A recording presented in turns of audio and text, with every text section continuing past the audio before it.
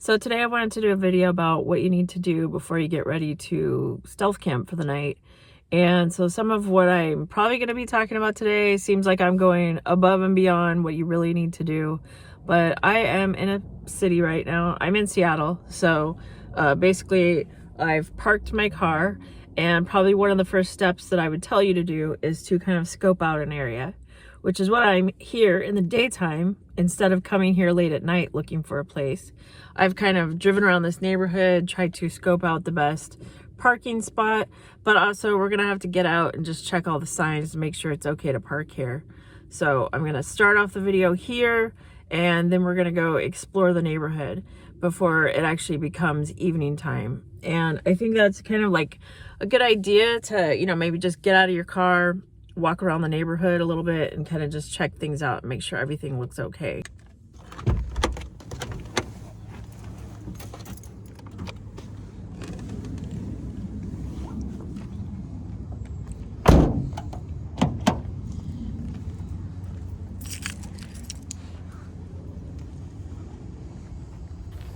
Okay, so first of all, it's very important we check all the signs and just make sure that we are actually allowed to park here.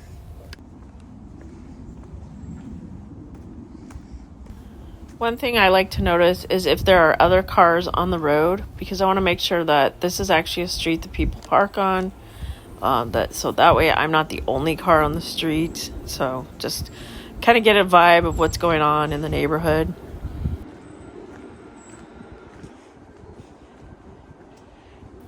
Here's another sign so we can just check and see. Each street could have its own parking rules, so you want to be aware of what's going on each street.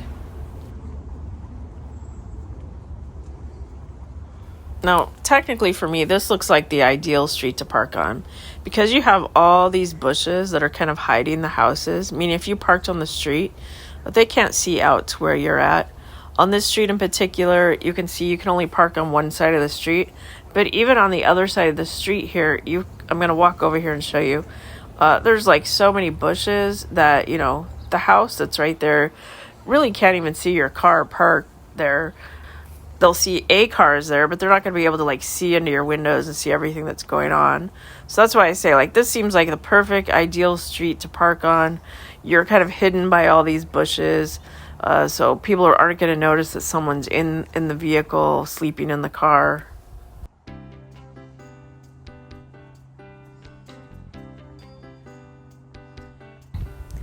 I also say that one of the reasons we're doing these walkarounds is just get a feel of the neighborhood.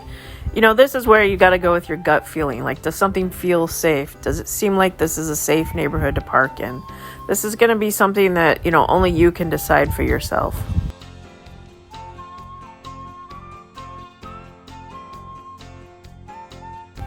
And one thing to point out here, yeah, sure, we've got this fence, we've got all these bushes, but this is actually, I believe, an apartment or condo complex, so people are just parking on the street because more than likely they live there. But also having those bushes there, people probably can't look out at your car. There is a house over there, but see, there's so much bushes and trees that most of the houses on this street can't even see you.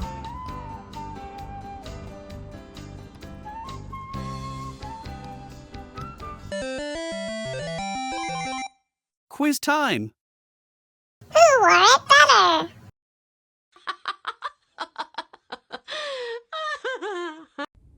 Okay, well, so now it's starting to get dark, and I don't know if I mentioned it before, but when you live in the northern part of the country of the United States, it doesn't actually get dark till about 10 p.m. in the summertime, before I actually go to bed for the night.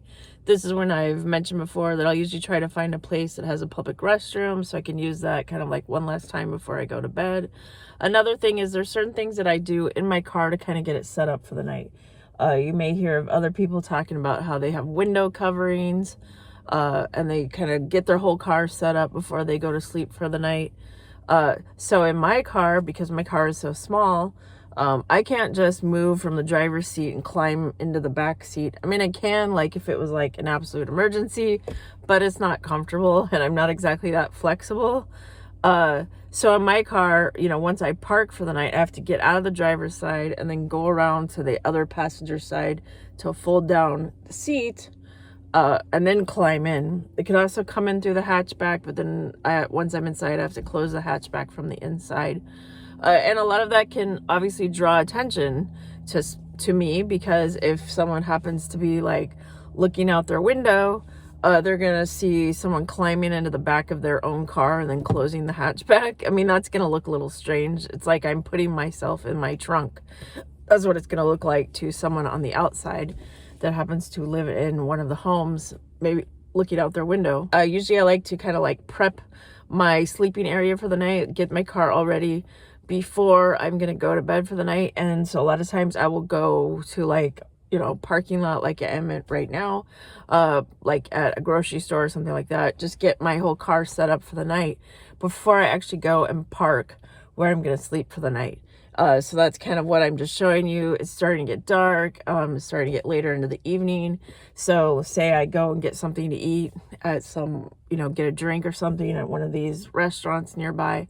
I could use their bathroom. I could come back to my car and maybe someone will see me kind of like shuffling around in the trunk area of my car, and, you know, they'll just assume I'm like putting away my groceries or whatever.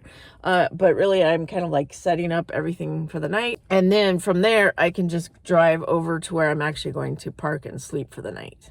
Okay, so now it's officially dark. I had to turn the lights on in my car, but this is normally not something you'd want to do, is turn the lights on to draw attention to yourself. But the idea is now it's nighttime. Here, I'll show you.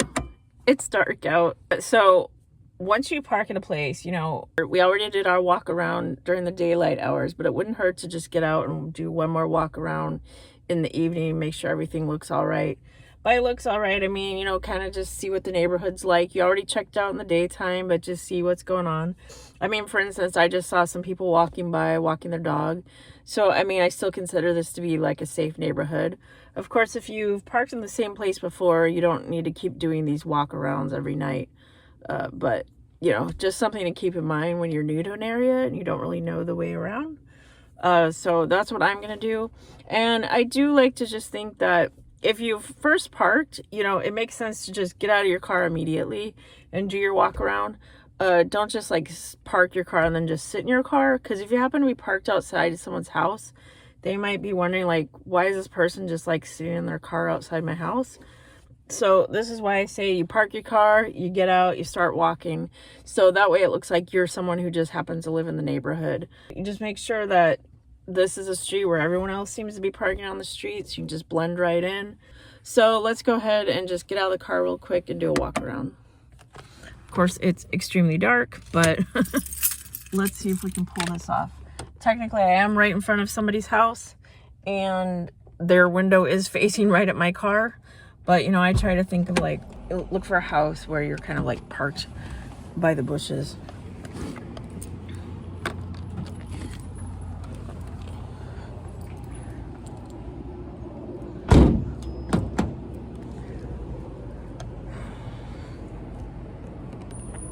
So you can see I'm parked right in front of this house right here.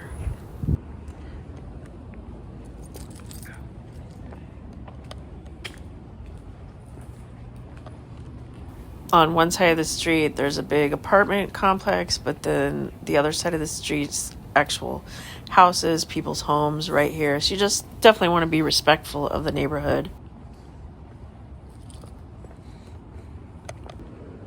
It's really too dark to even show you what's going on here, but I was just trying to point out that these all seem to be apartment homes, so people are parking on the street anyways, just because they probably live in these apartments.